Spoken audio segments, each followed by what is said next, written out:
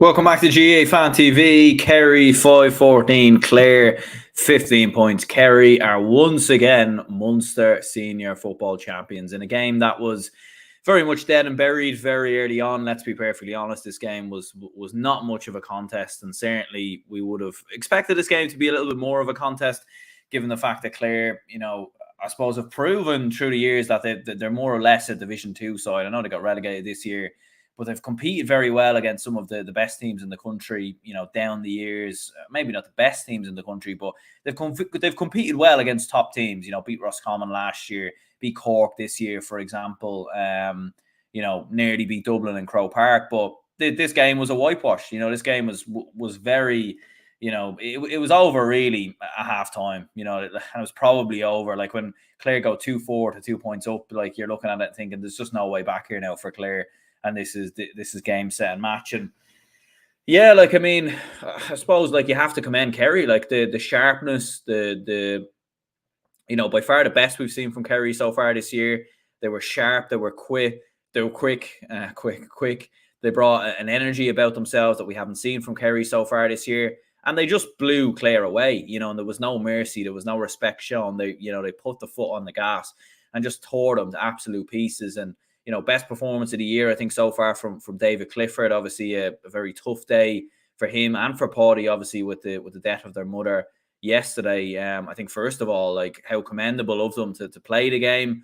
I think it goes beyond saying, that's just incredible. Absolutely remarkable that David Clifford and Paddy Clifford were even playing today. I mean, a tremendous amount of willpower within themselves to actually go and support their teammates and to go and play today. And the performance from the both of them was brilliant. Obviously, Paddy Clifford gets himself a goal. I think David Clifford scored 2 goals. And I mean, that catch as well, that third goal, Paddy Clifford plays the ball inside. Obviously, David Clifford and the Clare goalkeeper both going for the same ball. How many times would you see the forward attacking player just try and flick it beyond the goalkeeper, or maybe even opt out of even going for the ball, but Clifford decides to catch it and almost turns mid-air and then puts the ball on the back of the net.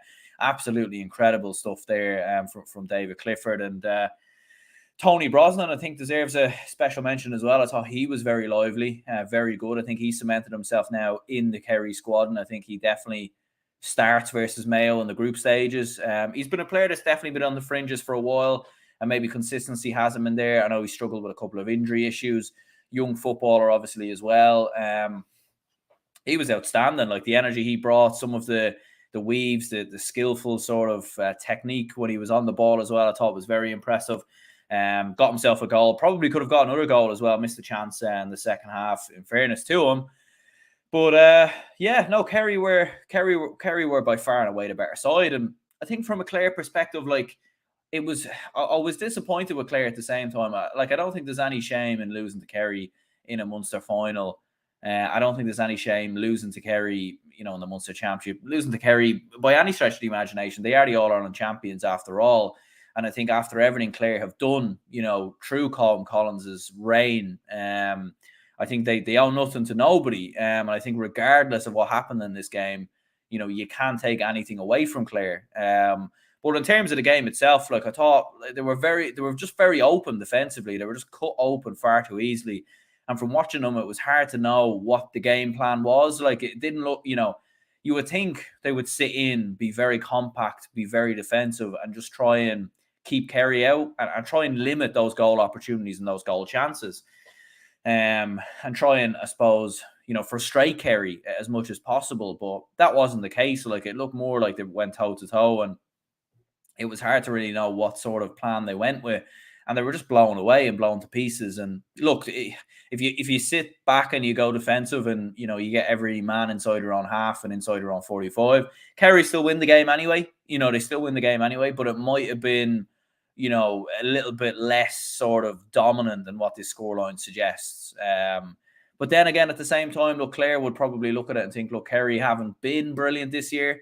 So maybe, we try and ruffle them up and we go for their throw. But yeah, it wasn't the best version of Clare. I think that goes without saying. I think even Clare fans would admit that. Some of the shooting dropping short, a few chances obviously going wide as well.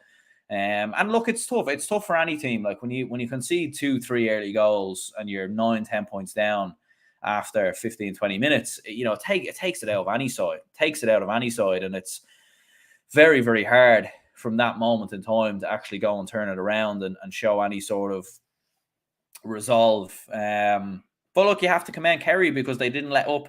They kept at it at the start of the second half. They were absolutely brilliant. David Clifford, outstanding. Paddy Clifford, top class performance, obviously, from him. Barry Dan O'Sullivan in round midfield had a good game. Looked like could be a big injury for Gavin White, who obviously came off towards the end of the game. Looked like maybe a muscle injury there. So that could be a huge loss, obviously, with the group stages in 2 weeks' time. And, Mayo up first. Obviously, it doesn't get much bigger than that, in fairness, from a Kerry perspective.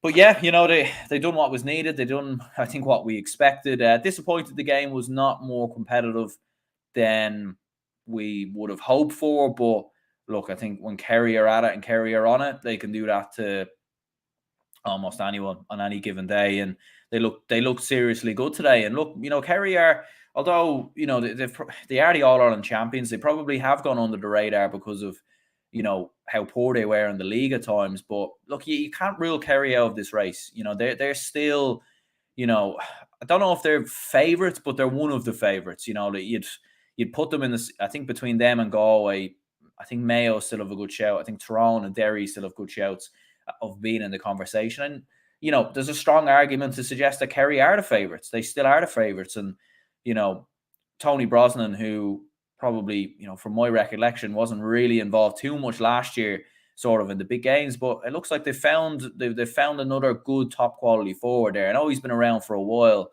but he has obviously struggled with injuries, and he did look very, very good today, in fairness. Obviously, Paul Gainey back in the side. Stephen O'Brien came on late on. So Kerry have a wealth of options. No Killian Spillane today. I don't think he got any game time. So Kerry are looking strong. As I said, David Clifford, his best performance today of the season in a Kerry shirt by a country mile, in my opinion. Paddy Clifford was outstanding as well. Obviously, really well taken goal from him. And it was top class. And another thing we're pointing out, Shane Ryan made some brilliant saves as well to deny Clare 1 or 2 goals, like 2 big goal chances right at the start of the second half. And Shane Ryan was outstanding, in fairness.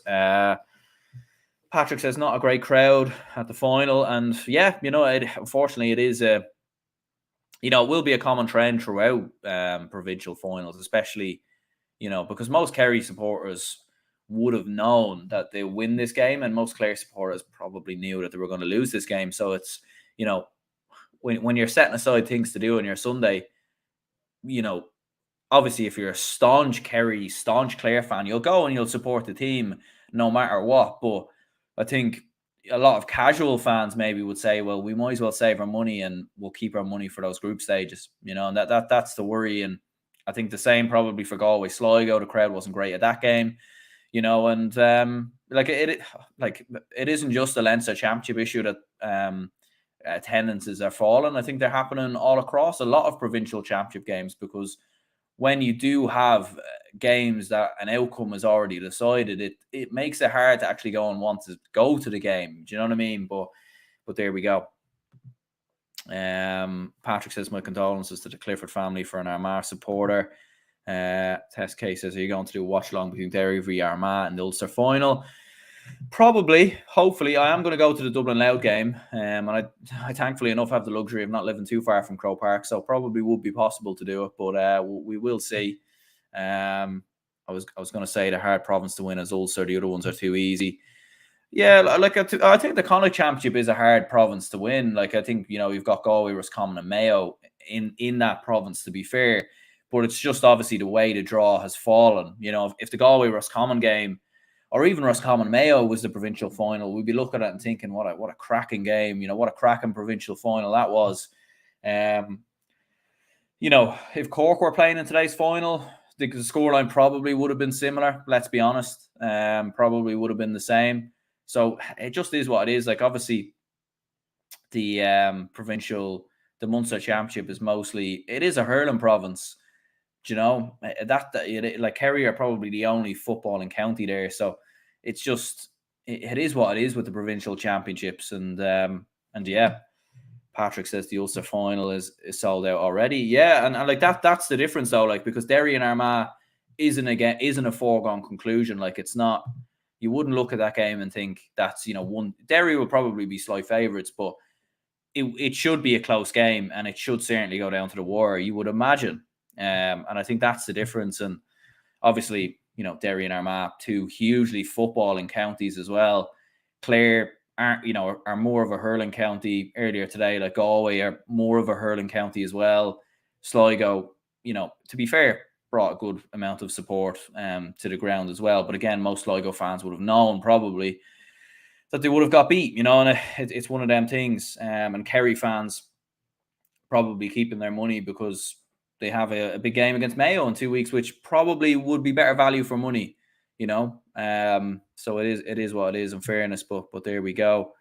Dave says, "What did you think of the under 20 games last night?" Yeah, it was a fantastic win, obviously for Sligo, and obviously great win for Kildare. Like both games gone down to the wire, and great for both counties getting to the final. And I'm excited for the under 20 final as well. Like I think Kildare are showing what they're capable of at underage level. Like this is their third All-Ireland final now in 5 years at under 20 level.